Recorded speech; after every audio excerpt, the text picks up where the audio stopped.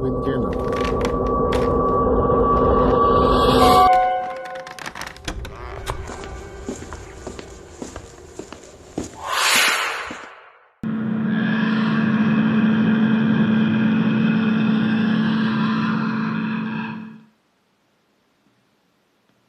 I started going to the doctor about a week ago after constant headaches and nausea became unbearable.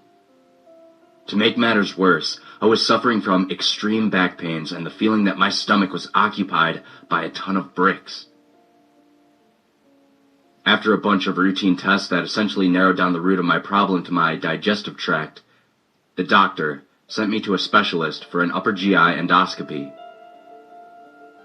When you wake up after this type of procedure, you expect the doctor to show you pictures of ulcerated lining and prescribe medication.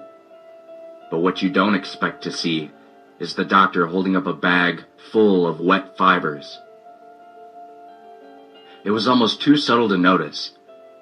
What I had assumed to be our rambunctious dog being a nuisance in our bedroom was actually me, chewing on and ingesting pieces of our bed and bedding each night. With the amount of fibers found undigested in my stomach, it was assumed to have been going on for weeks. At this point, all that could be recommended was management and sleeping pills. The first night, amid a deep slumber, my wife observed as I ingested the corner of my pillowcase. We removed the pillowcases. The next night, she watched as I swallowed entire fistfuls of stuffing from the bare pillows. We stopped sleeping with pillows. When I ate pieces of the blankets and sheets, we removed all of the bedding entirely and just slept on a mattress. As was to be expected, I found a way to eat the mattress foam itself. The stronger the sleeping pills, the more I ate. It wasn't that no one wanted to prohibit me from doing this, but in an attempt to stop me, I would throw myself into a violent rage, thrashing upon the mattress and ripping my clothes viciously with my teeth.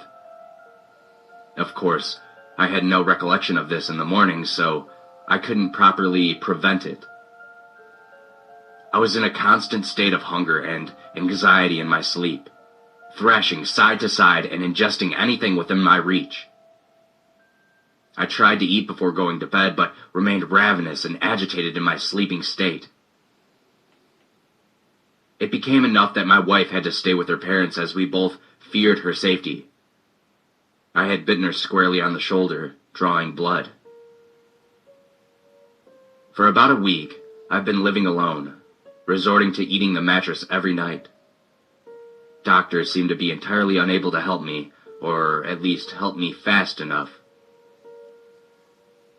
I've been lonely, sad, and missing my wife dearly, and the problem has come to a head. My movements in sleep have become all the more violent. I have awoken bruised and battered, cut, sometimes even biting my own flesh. Last night, I stripped out of all clothing and removed the mattress. Eventually, I settled down in a bare room on nothing but the hardwood floor. I had a full night's sleep, and listening to my answering machine this morning to hear my lovely wife's voice saying yesterday that she was driving home to surprise me. Last night was the first night I didn't eat anything, and I can't help but feel pride at this. I'm surprisingly full and my stomach is satisfyingly swollen. Although I had moved about, likely lacerating myself in numerous places as I woke up, covered in blood, I still view this as an accomplishment. I've found a way to avoid ingesting anything within sight while I sleep. I've been waiting for my wife for a couple hours now, and she doesn't seem to be answering her phone.